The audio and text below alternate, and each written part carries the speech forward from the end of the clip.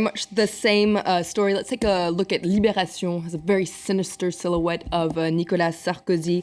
Likens this whole phone tapping scandal, that's what we're focusing on, Sarkozygate, while Libération says that it actually is kind of like a trashy novel. Now, that's a play on words because today the Paris Book Fair is opening and Libération has invited 38 authors to write its paper, so that's why it's calling it a trashy novel. But what are we talking about? Well, Libération in its editorial says it's important to take a close listen to the latest chapter in this phone tapping scandal. So to remind you what the latest is, the investigative news site Mediapart published a summary of transcripts of phone conversations between Nicolas Sarkozy and his lawyer Thierry Herzog. And just to remind you again what we're talking about at the beginning of this month, it emerged that investigative judges had ordered that these conversations be tapped because, they were suspected of tampering with justice. So Mediapart and Libération say that actually these transcripts prove that they were indeed trying to tamper with justice. What the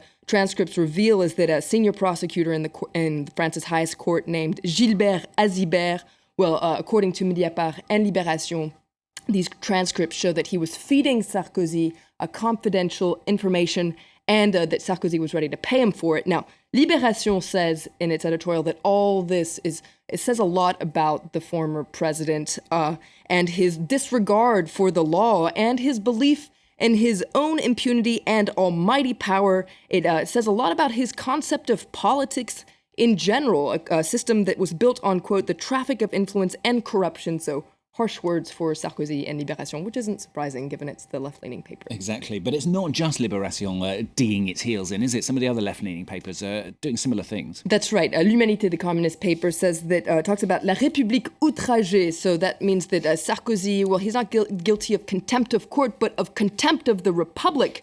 And it points out that he has seriously insulted the country's legal institutions to avoid facing justice. And its editorial, L'Humanité, says all this is really nauseating. This is one of the biggest scandals of the Fifth Republic. And it brings to light a system of corruption among judges. So L'Humanité says that there's a real need for some serious reform of the justice system to guarantee that it's independent. And a lot of papers also focusing on the political cost of this for Nicolas Sarkozy. That's right. Les Echos, the business paper, focuses on this and says that all this could really hinder his political comeback. And according to this editorial, up until now, Sarkozy had seemed somewhat vaccinated against scandals. They liken him to a RoboCop, actually, who was capable of turning scandals into his favor. But this points out that things could be a little different with this phone tapping scandal. It could be a serious obstacle for him. It seems like the tables have turned, says Les Echos. Aujourd'hui en France is a little bit more moderate and reminds everybody that all this is just suspicion. The former president hasn't been charged with anything, and so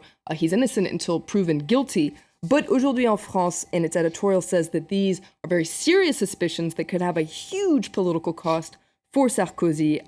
And remember that he was dreaming of making a political comeback, maybe, in 2017 for the presidential election. I seem to remember asking you this next question yesterday, Flo. Give us some balance. What about the right? What are they saying? Well, L'Opinion, the pro-business paper, talks about a shock wave and says that the opposition UMP was pretty much stunned into silence, which is pretty rare for the opposition party. Now, Le Figaro, so the right-leaning paper, gives a voice to Sarkozy's lawyer, Thierry Herzog. He speaks out in Le Figaro today. He says that publishing these transcripts was illegal on the part of Mediapart because, after all, these are legal documents. Now, he says that all this is a smear campaign to ruin his reputation and the former president's reputation. And, of course, municipal elections, first round is this weekend, isn't it? Are they going to be affected by this at all?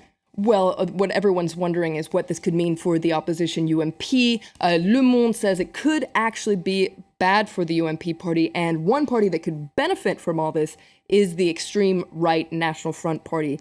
You can read on the front page here that the National Front is threatening to reconquer UMP votes. Now, what about the socialists? How are they reacting to all this? Well, Le Figaro says that the socialists don't know what in the world is going on. Everything is up in the air, so they don't even know what to expect in this election. They were supposed to take a beating, but given what a mess the right is in, all this could play in their favor. But Le Parisien points out that what's most probably going to happen is that a lot of people aren't going to go out and vote. Polling agencies expect a record abstention rate, so they expect even fewer voters to turn out than in 2008 when there was only 65% of people went out to vote. Now, Aujourd'hui en France says that this time 40% of people could just stay home, and it asks voters why they wouldn't want to go out and vote. Well, they say they're bored, exasperated, or just don't believe politicians anymore.